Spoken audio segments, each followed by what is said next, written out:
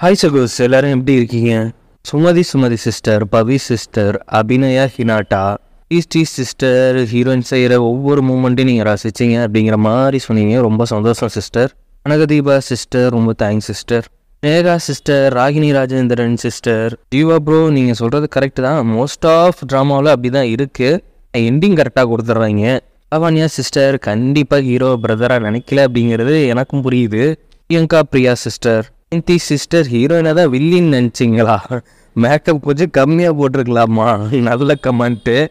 Rihanna Afna, hi sister. Iniya sister, எப்படி இருக்கீங்க? Sister, நீங்கள் பண்ணுற கமெண்ட்டு ஓரளவுக்கு எனக்கு புரியுது. நீங்கள் எதுவும் டிரான்ஸ்லேட் பண்ணி போடுறீங்களா? வளராமல் என்கின்ற சிஸ்டர், கரெக்டாக சொல்கிறீங்க ஹீரோவெல்லாம் நோட் பண்ணி. ஆனால் நான் அந்தளவுக்கு நோட் பண்ணுறதில்லன்னு நினைக்கிறேன். Oya sister, sorry sister, drama name மட்டும் கொஞ்சம் சொல்ல முடியாது. ஐயா சிஸ்டர், நான் நல்லா இருக்கேன். நீங்கள் எப்படி இருக்கீங்க? Rose sister, hi sister. Yuva Shakti sister, sister, இது லவ் கிடைக்குமா? ஐயோ, அதெல்லாம் வேணாம் சிஸ்டர். சிங்கிளாக சைட் டெஸ்ட்டு போயிடும், ஹாப்பியாக இருக்கலாம். கீதா முரளிதரன் சிஸ்டர், என்னை கமெண்ட்டில் ஃபன் பண்ணுற ஒரே ஆள் நீங்கள் மட்டும்தான். ஸ்டொமக் வேணா அது வரையும் வருதா? எரியுதுன்னு சொல்ல முடியாது, எரியுதுன்னு சொல்ல முடியாது. வேணா சைனா போயிட்டு அங்கே எதுவும் காம்ப்ளான் மாதிரி ஏதாவது விற்கிறாங்களான்னு ஃபஸ்ட்டு கேட்டு வரணும். எல்லா கேர்ள்ஸும் இதான் சொல்கிறாங்க, ஹைட்டாக இருந்தால் எங்களுக்கு ரொம்ப பிடிக்கும், ஹைட்டாக இருந்தால் எங்களுக்கு ரொம்ப பிடிக்கும் அப்படின்ட்டு. அப்படி பிடிக்குன்னா கொஞ்சம் கமெண்ட்டில் சொல்லிவிடுங்க. ஜானாஃப்னா, ஹாய் சிஸ்டர். இது வந்துட்டு இப்போ லாஸ்ட்டாக போட்ட வீடியோட கமெண்ட்ஸு. திகா சுரேஷ் சிஸ்டர், இது வைப் கொடுக்குதா? செம்ம. ஆமாம், பிளேலிஸ்ட்டில் கொஞ்சம் மாற்றி ஆட் பண்ணிட்டேன், அதை நான் சேஞ்ச் பண்ணிடுறேன். No problem sister. Sri sister, hi bro. Hi sister. Anya sister, நீங்கள் என்ஜாய் பண்ணி பார்த்தாங்கிறதே எனக்கு ரொம்ப சந்தோஷமாக இருக்குது. இவா ப்ரோ, ஆமாம், அவளோட உயிரை காப்பாற்றிக்கிறதுக்காக ஹீரோ கூட இருக்கணும் அப்படின்னு நினைக்கிறா. ஆனால் அவள் மனசில் உண்மையான லவ் இருக்கா அப்படிங்கிறது போக போக தெரியும். மேகா சிஸ்டர், ஃபைஹாஜ் சிஸ்டர், ரொம்ப தேங்க்ஸ் சிஸ்டர். கனகதீபா சிஸ்டர், குதிரையை கிஃப்டாக கொடுத்ததுக்கு எப்படி கோவப்படுறீங்க? ஜெயந்தி சிஸ்டர், ஆசைப்பட்டில் அஜித் நாய்க்குட்டி கிஃப்டாக கொடுத்தா மட்டும் உங்களுக்கு பிடிக்குது, கொஞ்சம் ஆசை அதிகமாகி கிஃப்ட்டு பெருசாக கொடுத்தா உங்களுக்கு அது பிடிக்கலையா? இந்த அளவுக்கு கோவப்படுறீங்க. உங்கள் லைஃப்பில் நீங்கள் ஃபஸ்ட்டு யாராவிட்ட இருந்து வேணாலும் இருக்கலாம், உங்கள் ஸ்பெஷல் பர்சன்ட்ட இருந்து கூட இருக்கலாம், அப்பா இருக்கலாம், பிரதராக இருக்கலாம். உங்கள் லைஃப்பில் நீங்கள் ஃபஸ்ட்டு வாங்கின கிஃப்ட் இது. திவ்யா சிஸ்டர், ரொம்ப தேங்க்ஸ் சிஸ்டர். கண்டிப்பாக நெக்ஸ்ட் எபிசோட் போடுறோம். பட் அதில் சின்ன ஒரு சிக்கல், அப்கமிங் ட்ராமாவாக இருக்கிறதால கொஞ்சம் ப்ராப்ளமாக இருக்குது.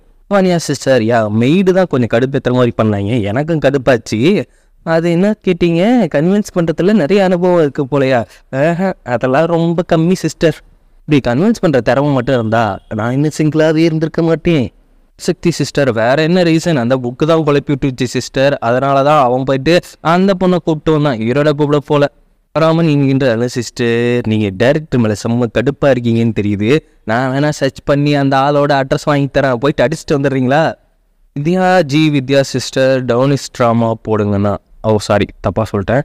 அந்த ட்ராமா நான் சர்ச் பண்ணுறேன் சிஸ்டர். ஓகேவா இருந்தால் கண்டிப்பாக நம்ம போடலாம். இது கேண்டி முட்டாய்க்கு சண்டை போடுற மாதிரி இருக்கா? அவ்வளோ பெரிய ஆளுக்கு சண்டை போட்டுட்ருக்காங்க, உங்களுக்கு கேண்டி முட்டாய் மாதிரி தெரியுதா? கீதா முரளிதரன் சிஸ்டர், நீங்கள் எனக்கு டஃப் கொடுக்குறீங்க. அசின்னா அப்படிதான், அவனுக்கு பொறாமையாக இருக்கும்ல, பைப்பில் சிங்கிளாக இருக்கான்ல. நானும் அங்கங்கே ஆப்பு சொருவி இருக்கிறேன், பல பேர் என் மேலே கடுப்பில் சுற்றிட்டு இருக்காங்க, கண்ணில் மாட்டாமல் சுற்றிட்டு இருக்கணும். நம்ம இன்னைக்கு ஒரு நியூ ட்ராமாவை தான் பார்க்க போகிறோம். என்னடா ஆல்ரெடி போட்ட ட்ராமாவே பெண்டிங்கில் இருக்குது, அதுக்குள்ளே நீ நியூ ட்ராமா அப்படின்னு சொல்கிறீங்களா அப்படின்னு கேட்கறது எனக்கு புரியுது. அது ஆன்கோயிங் ட்ராமாங்கிறதால எபிசோட்ஸ் இன்னும் ரிலீஸ் ஆகலை. சில எபிசோடு சப்டைட்டில் இல்லை, அதனால ரொம்ப கஷ்டமாக இருக்குது. இப்போ இங்கிலீஷ் சப்டைட்டில் வந்தோன்னே அதை நான் உங்களுக்கு எக்ஸ்பிளைன் பண்ணி போடுறேன்.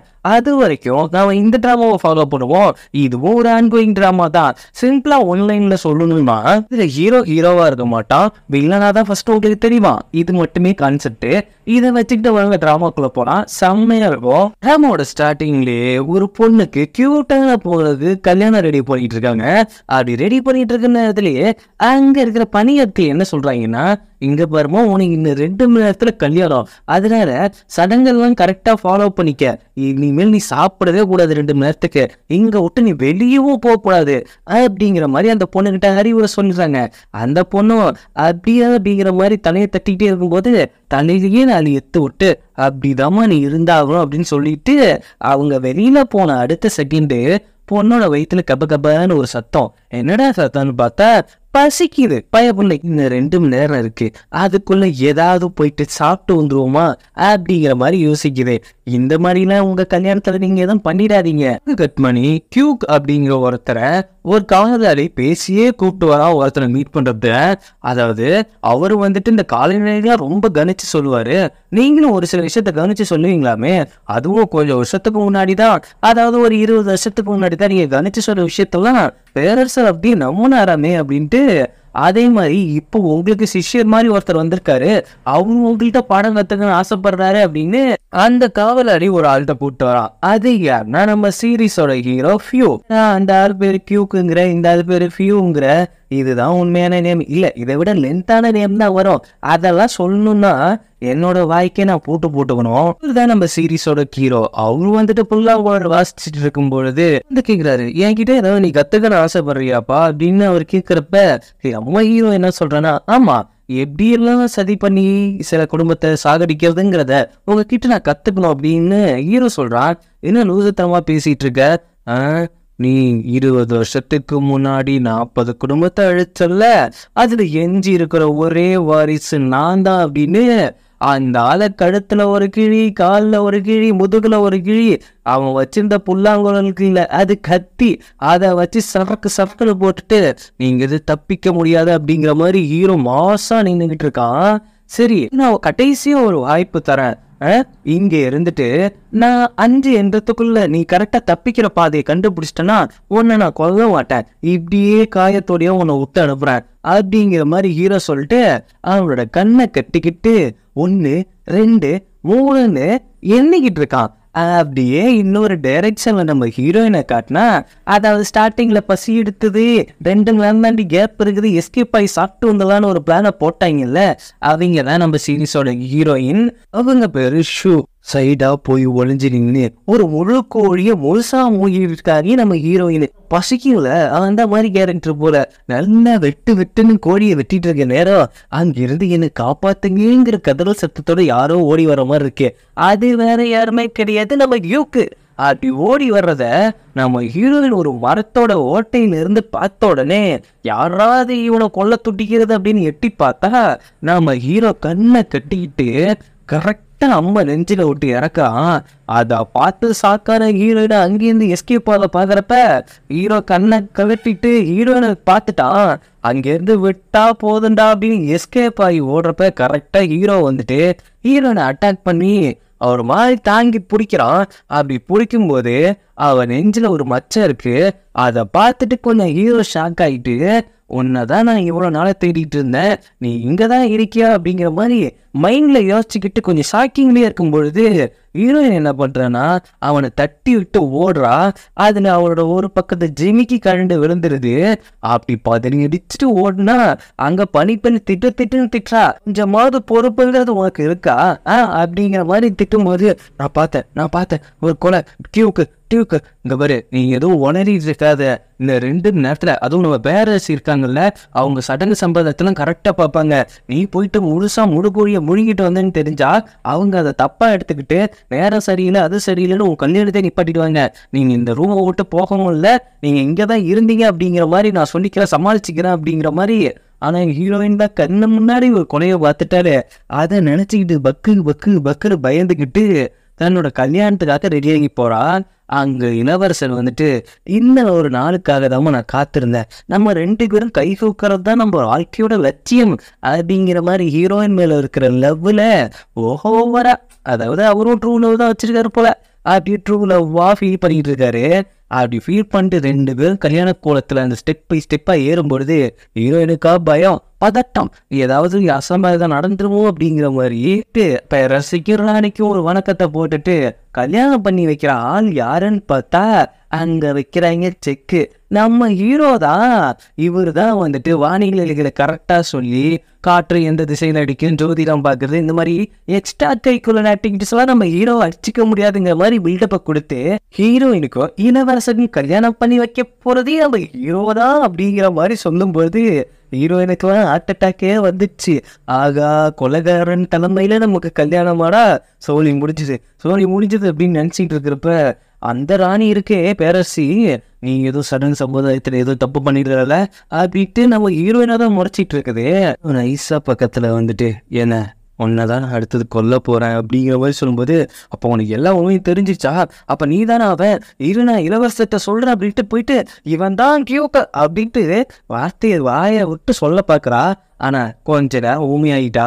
என்னடா பண்ண என்ன பண்ண அப்படின்ட்டு அவ அப்படி பதட்டத்துல இருக்கும்போது, நீங்க என் கிட்ட நெருங்கி வந்தில்ல, அதாவது ஜோடியா ஒன்னா இழந்து வந்திருந்தீங்களே, அப்போ ஒரு புகையை போட்டுவிட்டேன், அந்த புகை உன்னை ஊமையாக்கிறோம். நீ இந்த சமயத்துல எது பண்ணாலும் அவங்களுக்கு பேசவும் முடியாது, நீ எதையும் சொல்லவும் முடியாது அப்படின்னு ஹீரோ அவங்க ஒரு செக்கு வச்சோன்னே ஹீரோயினுக்கு தான் பக்கு பக்குன்னு இருக்குது. அரசருக்கும் நம்ம ஹீரோயினுக்கும் கல்யாணம் ஆகுறது நான் முன்னாடி ஆசீர்வதிக்கப்பட்ட ஒரு விஷயம் அப்படின்னு அப்படியே அங்க கொக்கு பறக்கிறத வச்சு நிறைய பேர் நிறைய விஷயம் கணிச்சுக்கிட்டு இருக்காங்க. இதை கணிச்சு சொன்னது யாருன்னா நம்ம ஹீரோவா. ஒரு வழியா 2 பேர்த்துக்கும் கல்யாணம் முடிகிற டைம்ல கரெக்டா ஹீரோ பண்ண ஒரு சதி வேலையால அங்க இருக்கிற சுற்றுச்சூழல்லாம் மாறி கருமேகங்கள்லாம் சூழ்ந்து அங்க இருக்கிற பலிபீடத்துல கரெக்டா ஒரு மின்னல் வெட்டி தள்ளுது. அந்த கல்லு வந்துட்டு ஹீரோயின் மேல அட்டாக் ஆக வரும்போது ஹீரோ ஒரு சைடு தாங்குறான், இளவரசர் ஒரு சைடு தாங்குறாரு. ஆக மொத்தத்துல 2 பேத்துக்கு மத்தியில ஹீரோயின் பெகன்னு முடிச்சிட்டு இருக்கிற சீன்னா வேற லெவலா இருக்கும். ஆனா இதுல ராஜாவுக்கும் ராணிக்கும் இவ ஏதோ தப்பு பண்ணிட்டா அதனாலதான் இப்படி ஒரு அசம்பாவிதம் நடந்துச்சு, நம்ம சடங்கு சம்பவங்களை ஃபாலோ பண்ணல அப்படிங்கிற மாதிரி அங்க பெரும் பிரச்சனையை உண்டாக்கிட்டு இருக்காங்க. அவங்க இளவரசி தான் இப்ப ராணி ஆயிட்டாங்களே, ஏன்னா கிட்டத்தட்ட அவங்களுக்கு கல்யாணமே நடந்து முடிஞ்ச மாதிரி ஆகிடுச்சு. ஆனா ராணி என்ன பண்றாங்க, இவதான் ஏதோ தப்பு பண்ணிட்டா அப்படின்ட்டு ராணியோட பணிப்பெண்ணை விட்டு பொலிர் 4 அறவிட விடுறாங்க நம்ம இளவரசிக்கு, அதாவது நம்ம ஹீரோயினுக்கு. இதை பார்த்துட்டு இருந்த இளவரசருக்கு செம்ம கோபம் வந்துருச்சு. என்னதான் எங்க அம்மா ஆர்டர் போட்டிருந்தாலும் ஒரு பணியால், அதுவும் என்னோட இளவரசிய நீ எப்படி கையால் அறையலாம் அப்படிங்கிற மாதிரி செம்ம கடுப்பாயிட்டு அவளை தூக்கி ஜெயிலில் போடணும் அப்படிங்கிற மாதிரி சொல்லிடுறாரு. ஆனா இந்த அளவுக்கு பாசமா இருக்கிறத பார்த்துட்டு ஓரளவுக்கு இப்ப இளவரசரை நம்பி இங்க நமக்கு கல்யாணம் பண்ணி வைக்க வந்தால ஒருத்தன் ஃபியூ. ஆமா அதுக்கு என்ன, இப்ப அவன் வந்துட்டு நம்ம ஜியூக்கு கொண்டுட்டான். என்ன சொல்ற, எங்க தாத்தாவை கொண்டுட்டாங்களா? ஆமா கொண்டுட்டா. இல்ல நீ ஏதோ தப்பா நினைச்சிட்டு இருக்க, அவர் ரொம்ப நல்லவர், அது மட்டும் இல்லாம நிறைய விஷயத்த கணிச்சு சொல்லியிருக்காரு. இல்ல நான் தான் சொல்றேன்ல, அவன் ஒரு கொலைகாரன், அவன் தான் நம்ம கல்யாணம் நிக்கிறதுக்கும் காரணம். அது மட்டும் இல்லாம அவனால அந்த மின்னலை கொண்டு வர முடியும், அவன் வந்துட்டு இந்த இயற்கை சூழலாம் பார்த்து சொல்றவன் தானே, அவனை கைது பண்ணுங்க, அவனை அரெஸ்ட் பண்ணுங்க அப்படிங்கிற மாதிரி சொல்லிட்டு இருக்கும்போது, இங்க பாருமா நீ கொஞ்சம் உணர்ச்சி வசப்பட்டு இருக்கங்கிற பொறுமையாயிரு அப்படிங்கிற மாதிரி இளவரசி சொல்லிட்டு இருக்காரு. ஆனா ஹீரோயின் வந்துட்டு அந்த பதட்டத்துல இருந்து அவன் இன்னும் வெளியிலே வரல. இல்ல அவனை பத்தி எனக்கு ரொம்ப பயமா இருக்கு, நீங்க அவனை தரவா செக் பண்ணீங்களா அப்படிங்கிற மாதிரி அப்படி கேட்டுட்டு இருக்கும்போது, இங்க பாரு நீ செத்து போயிட்டா சொன்னதா யூக்கு, அவரு இன்னும் உயிரோட தான் இருக்காரு, எங்க அப்பா கிட்ட அங்க நடந்த விஷயத்த பத்தி பேசிக்கிட்டு தான் இருக்காரு அப்படின்னு சொன்ன உடனே ஹீரோயினுக்கு ஷாக்கு. ஹீரோயினுக்கு மட்டும் இல்லப்பா எனக்கும் தான் ஷாக்கு. கட் பண்ணி அவரை தான் காட்டுறாங்க. பேரரசர் பட போயிட்டு இப்ப நடந்த விஷயத்த பத்தி பேசிட்டு இருக்காங்க. எதனால இப்படி நடந்துச்சு, அவங்க 2 பேரும் கரெக்டான பேருன்னு நம்ம முன்னோர்களே சொல்லியிருக்காங்க. அது மட்டும் இல்லாம என்னோட பையன் விஷயத்துல கொஞ்ச நாளைக்கு, அதாவது ஒரு சில வருஷத்துக்கு முன்னாடி அவன் தான் கரெக்டான ஆள் அப்படிங்கிற மாதிரி சொல்லியிருந்தாங்க. எனக்கு தகுந்த வாரிசோ அவன் தான் அப்படிங்கிற மாதிரி சொல்லியிருந்தாங்க. அப்புறம் ஏன் இப்படி அசம்பாவிதம் நடந்துச்சு, அது வந்துட்டு நீங்க தான் எல்லாத்தையும் கடிச்சு சொல்லுவீங்களே, அதை கரெக்டா சொல்லுங்க அப்படிங்கிற மாதிரி அவர் கேட்டுட்டு இருக்காரு. உடனே உங்க பையன் வந்துட்டு உங்களுக்கு கரெக்டான தான், ஆனா இப்ப இருக்கிற இளவரசர் வந்துட்டு உங்க பையனோட அம்சம் பொருந்துற மாதிரி இல்லை அப்படிங்கிற மாதிரி சொல்லிக்கிட்டு, என்ன எது வந்தாலும் தெளிவா சொல்லுங்க. இல்ல இப்ப நான் அதை சொல்ல முடியாது, நான் அப்பா சொல்றேன் அப்படிங்கிற மாதிரி அவர் அங்கிருந்து டக்குனு கிளம்பிடுறாரு. ஆனா பேரரசருக்கோ நம்ம ஏதோ தப்பான இடத்துல இருக்கோமோ, தப்பான நேரத்துல அவங்களுக்கு கல்யாணம் பண்ணிக்கிறோமோ, யாரோ இதுல ஏதோ பண்றாங்க அப்படிங்கிற மாதிரி அவரை நல்லா குழப்பி விட்டு போயிட்டாரு அந்த கியூக்கு. பண்ணி இளவரசர் எப்படியும் ஹீரோனை சமாதானப்படுத்தி வச்சுட்டு அவரு போயிட்டாரு. ஆனா திரும்பி பார்த்தா நம்ம ஹீரோ கரெக்டா வந்து நிக்கிறான். நீதான் கொலை பண்ண அப்படிங்கிறது எனக்கு தெரியும், இது நான் கொலை பண்ணனா, சரி அதுக்கு என்ன ஆதாரம் இல்ல, அத்துமீறி ஒரு பொண்ணோட இடத்துக்குள்ள நீ நுழைஞ்சிருக்க கூடாது. ஏன் நான் நுழையக்கூடாது, நான் ஒரு இளவரசி, அது மட்டும் இல்லாம உங்களுக்கு இன்னும் முழுசா திருமணம் நடக்கலையே, அதனால நான் என்ன வேணாலும் பண்ணலாம், என்ன வேணாலும்னா ஓகே மறைக்கவும் எதுவும் இல்லை, உன்னை நான் கல்யாணம் பண்ணிக்கணும் ஆசைப்படுறேன் அப்படிங்கிற மாதிரி ஹீரோ சொன்னோன்னே ஹீரோயினுக்கு பக்குன்னு ஆகுது. செம்ம கட்டுப்பட்டு பொலியார ஒரு அறை விட்டுடுறா. ஆனா ஹீரோ என்ன பண்றான், அப்படியே அவளை வளைச்சு பிடிக்கிறப்ப அவளோட ஹேர் பின்னை வச்சு ஹீரோவை குத்தி கொல்லாம் அப்படின்ட்டு ஹீரோயின் அவ்வளோ கொலை தெரியல வர்றப்ப கரெக்டா வளைச்சு பிடிச்சிடுறான் அவளோட கையை. அப்படி பிடிக்கும்போது ஒரு விஷயம் நல்லா தெரியுது. என்னன்னா, அவனோட உடம்புல ஆல்ரெடி ஒரு விஷம் அங்க போயிட்டு இருக்கு. அவ கொஞ்சம் கொஞ்சமா செத்துட்டு இருக்கா அப்படிங்கிறத அவன் கண்டுபிடிச்சிடறான். ஹீரோ என்ன பண்றான்னா, அந்த ஹேர் பின் வச்சிருந்தால அதுல அவனோட கையவே குத்தி கொஞ்சம் அதுல இருந்து ரத்தத்தை வர வச்சு கரெக்டா ஹீரோயின் கண்ணு பக்கத்துல இப்படி பொட்டு மாதிரி வச்சுட்டு அவளை தள்ளி விட்டு, உன்னோட சின்ன வயசுல உன் கண்ணு பக்கத்துல ஒரு ரெட் கலர்ல ஒரு மச்சம் இருந்திருக்குமே, அது எப்படி உனக்கு தெரியும்? நான் உன்னை கல்யாணம் பண்ணதுக்கு அப்புறம் அந்த உண்மையை சொல்றேன் சலக்குடி அப்படின்னு சொல்லிட்டு அங்கிருந்து இந்த ஹியூக்கு தான் பார்க்க வராங்க. ஆனா அந்த ஹியூக்கு உண்மையான ஹியூ கிடையாது, அது ஹீரோவோட அடியால் தான். சிஸ்டர், நீங்க சொன்ன மாதிரியே நான் பண்ணிட்டேன், அவங்கள குழப்பி விட்டேன். பேரரசர் நிறைய குழப்பத்துல இருக்காரு. அது மட்டும் இல்லாம நாம கைபீன பொம்மை மாதிரி அவரை ஆட்டி வைக்கலாம். ஹீரோயினா பார்த்தோதும் நீங்க கொன்னுடுவீங்கன்னு நினைச்சேன், ஆனா ஏன் இன்னும் கொல்லாம இருக்கீங்க? அது மட்டும் இல்லாம அந்த மின்னல் வெட்டினப்ப அந்த பலிபீடம் உடஞ்சி ஹீரோயின் மேலதானே விழப்போச்சு, அதை அப்படியே நீங்க விட்டுருக்கலாமே அவ சாகட்டும் அப்படின்ட்டு. சே, அவளை சாகடிக்கிற மைண்ட் இல்ல. அது மட்டும் இல்லாம எனக்கும் அவளுக்கும் ஒரு பூர்வ ஜென்ம கணக்கு இருக்குது அப்படின்னு உங்களுக்கு முன்னாடியே தெரியுமா? இப்போ அவளை நான் கல்யாணம் பண்ணிக்க ஆசைப்படுறேன், அதை மட்டும் நீ தெரிஞ்சுக்கிட்டா போதும், மற்றபடி நம்ம பிளான் பக்காவா போகணும் அப்படிங்கிற மாதிரி ஹீரோ ஒரு பிளானை போட்டுட்டு இருக்கான். ஏன்னா ஹீரோ அடுத்தது பேரரசர் தான் பார்க்க போறான். அங்க போன உடனே இளவரசருக்கும் நம்ம ஹீரோனுக்கு எதுவும் பிரச்சனைங்களா, அவங்க ஜாதகத்துல எதுவும் குறைபாடு இருக்கா, இந்த மாதிரி தடங்கள் ஏற்பட்டுச்சு, அதுக்கு என்ன காரணம் அப்படின்னு ஹீரோ கிட்ட கேட்டுட்டு இருக்கும்போது அவன் பந்திக்கு இன்னும் குழப்பி விடுறான். என்னன்னா, உங்களுக்கு இன்னொரு பையன் இருக்கிறது தான் தெரியுது, ஆனா அது இப்ப இருக்கிற இளவரசர் அப்படிங்கிற மாதிரி தெரியல, அதனால அவங்க 2 பேத்துக்கும் ஒத்து வராது. நான் கல்யாணத்தை நிப்பாட்டணும் அப்படின்லாம் சொன்னதே கிடையாது, இருந்தாலும் அவங்க 2 பேத்துக்கும் ஒத்து வராது அப்படின்னு சொல்லிட்டு ஒரு குட்டையை உழைப்பிடுறான். அங்க பேரரசருக்கு அசிஸ்டண்டா இருக்கிற ஆளு நம்ம ஹீரோட ஆள் போல. அவன் ஒரு விஷயம் என்ன சொல்றான்னா, இப்போ இறந்து போயிட்டாரு, அதுவும் அவரோட நெஞ்சில் அன்பு தாக்கப்பட்டிருக்கு அப்படிங்கிறப்ப நேற்று நைட்டு தான் அவர் என்னை பார்த்துட்டு போனாரு. அப்போ கொண்டு இருக்காங்கன்னா அப்போ ஏதோ ஒரு விஷயத்த அவர் என்கிட்ட சொல்ல மறைச்சாரு இளவரசரை பற்றி, அப்போ இளவரசரை தான் கொண்டு இருக்கணும் அப்படிங்கிற மாதிரி அந்த ஆள் தப்பாக புரிஞ்சுக்கிட்டு சொந்த பையனையே தப்பாக யோசிக்கிற அளவுக்கு ஹீரோ இப்போ ஒரு மைண்டை வாஷ் பண்ணி வச்சுட்டான். இதுதான் ஹீரோவா இல்லைனான்னு உங்களுக்கே புரியாது அப்படின்னு சொன்னால, ஹீரோவா இருப்பான், ஆனால் அவனோட வில்லத்தனத்தையும் நீங்கள் ரசிப்பீங்க. அதுதான் இந்த ட்ராமாவோட ஸ்பெஷாலிட்டியே. ஒரு நியூஸ் வருது, ஹீரோயினோட அப்பா அம்மாவை நம்ம ஹீரோ போயிட்டு பார்க்க போயிருக்கான்ட்டு. ஐயோ, அங்கே போயிட்டு அவன் சதி வேலை என்ன பண்ணுறானோ, இல்லை அவங்கள கொண்டு எதுவும் ட்ரை பண்ணுறானோ அப்படிங்கிற மாதிரி அவள் பயந்தடிச்சுட்டு போகும்போது அங்கே ஹீரோ கேஷம்லாம் டீ குடிச்சிட்டு இருக்காங்க. அவள் போயிட்டு இந்த டீ யார் கொண்டு வந்தா, அது ஹீரோ தான் கொண்டு வந்தாங்க அப்படின்னு 2 பேர் சொல்கிறப்ப, அப்போ நீங்கள் குடிச்சிங்களா அப்படின்ட்டு ஒவ்வொன்றையும் குடிக்காதீங்கன்னு சொல்லிட்டு இருக்கும்போது, ஏன் இப்படி ஒரு விருந்தினர் வந்திருக்கும்போது எதுக்கு இப்படி அசிங்கப்படுத்திட்டு இருக்கு அப்படின்ட்டு அவங்க அம்மா திட்டுன்னு திட்டுறாங்க. இல்லை இது அவன் இருந்த அந்த மலைப்பகுதியிலேருந்து எடுத்துகிட்டு வந்த தேநீர் தானே? ஆமாம், அங்கேருந்து எடுத்துகிட்டு வந்த தேநீர் தான். உங்கள் அப்பா தான் 3 கப்பு குடிச்சிருக்காரு, அதுவும் பாதுகாப்பு இல்லாமல் தான் இருக்க மாட்டார் அப்படிங்கிறப்ப, எங்கள் அப்பா இந்த நாட்டோட ஜென்ரல், அது மட்டும் இல்லாமல் என் அண்ணன் ஒரு இடத்த கட்டி காப்பாற்றிக்கிட்டு இருக்கான், அது மட்டும் இல்லாமல் எனக்கும் வீரம் இருக்குது, என்னாலையும் கத்தி வீச முடியும் அப்படிங்கிற மாதிரி ஹீரோயின் சொல்லிட்டு இருக்கிறப்ப ஹீரோயினோட அப்பா கடுப்பாயிட்டு, என்ன பேசுகிற நீ, என்ன பேசுகிற, இப்போ உங்களுக்கும் இளவரசருக்கும் நேரம் நல்லா இருக்கு அப்படிங்கிற மாதிரி கல்யாணத்தை மறுபடியும் வச்சுக்கலாங்கிற மாதிரி தான் சொல்லிட்டு இருக்காரு அவரு, மற்றபடிதான் ஏதோ ஒரு பிரச்சனையும் இல்லை. அது மட்டும் இல்லாமல் உன் அண்ணனுக்கு துணைக்கு ஒரு சில வீரர்களையும் அனுப்பிச்சு வச்சிருக்காரு அப்படிங்கிறப்ப, வேற ஏதோ பிளான் பண்ணியிருக்கான், எங்கள் அண்ணா அதை சுற்றியும் ஆள் வச்சிருக்கான், எங்கள் அப்பா அம்மாவையும் கவனிச்சிட்டு இருக்கான், இவனுக்கு என்னதான் வேணும். அப்போ இவங்க எல்லாம் பேசிட்டு இருக்கிறப்ப கரெக்டாக பேரரசர் ஒரு அறிக்கை விட்டுருக்காங்க, அதுவும் உங்கள் ஃபேமிலிக்கு தான் அறிக்கை விட்டுருக்காங்க அப்படிங்கிற மாதிரி ஒரு நியூஸ் வருது.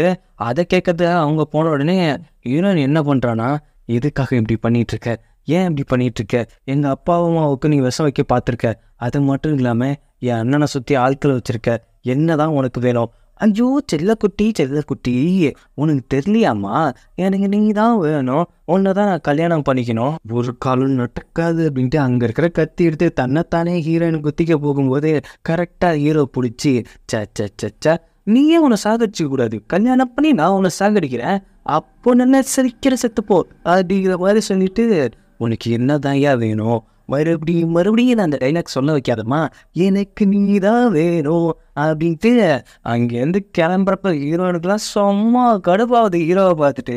நம்ம ஹீரோவோட ஃபேமிலி போயிருந்தாங்களே பேரரசரை மீட் பண்ண. அங்கே போனோடனே அவர் என்ன கூட்டத்துக்கு போறாருன்னா, இளவரசருக்கும் ஹீரோயினுக்கும் நடந்த கல்யாணம் செல்லுபடி ஆகாது, அந்த பொண்ணுக்கு வேற கல்யாணம் பண்ணி வச்சிருங்க அப்படிங்கிற மாதிரி அங்கே ஒரு பிளானை போட்டுட்டு இருக்காங்க. அது மட்டும் இல்லாமல் இன்னொரு விஷயம் என்னன்னா, நம்ம ஹீரோக்கே பேரரசர் ரெக்கமெண்ட் பண்ணுறாரு. இதுதானே அவனோட பிளானு. இதை கேட்டு அவங்க ஷாக் ஆகுறப்ப, இதெல்லாம் நான் ஒத்துக்க முடியாது அப்படிங்கிற மாதிரி அவர் அப்படியே சொல்லிட்டு இருக்க நேரத்தில் கரெக்டாக பேரரசர் இருந்துட்டு, அப்போ என்னுடைய ஆணையை நீங்கள் மீறுறீங்களா அப்படின்னு கேட்குறப்ப, அவர் ஜென்ரல் தானே, அவரால் அதை எதிர்த்து பேசவும் முடியல. கட் பண்ணி நம்ம ராணியையும் இளவரசன் தான் காட்டுறாங்க. அவங்க தாத்தா செத்து போயிட்டாரு அப்படின்னு சொன்ன ஷாக்கில் அவங்க எல்லாம் யாரு இதை பண்ணா, எதுக்கு பண்ணா அப்படிங்கிற மாதிரி குழப்பத்தில் இருக்காங்க. அப்போதான் இளவரசருக்கு ஒரு டவுட் வருது. ஏன்னா ஹீரோயின் வந்துட்டு நம்ம ஹீரோ வந்துட்டு கொன்னுட்டான், அதுவும் அவரை கொன்னுட்டான் அப்படிங்கிற மாதிரி சொல்லியிருப்பாங்கல்ல. அப்போதைக்கு இளவரசர் என்ன புரிஞ்சுப்பாரு, இப்போ ஏதோ பயந்துருக்கிறா அதனால இப்படி சொல்லிட்டு இருக்கா அப்படிங்கிற மாதிரி அவர் யோசிச்சிருப்பாரு. ஆனால் இப்போ ஹீரோ மேலே ஒரு டவுட் வருது. உடனே தன்னோட அம்மா கிட்ட சொல்கிறாங்க, அவன் இதை பண்ணியிருப்பானோ, அது எப்படி முடியும், அவன் தான் உங்கள் கல்யாணத்தை நடத்தி வச்சது.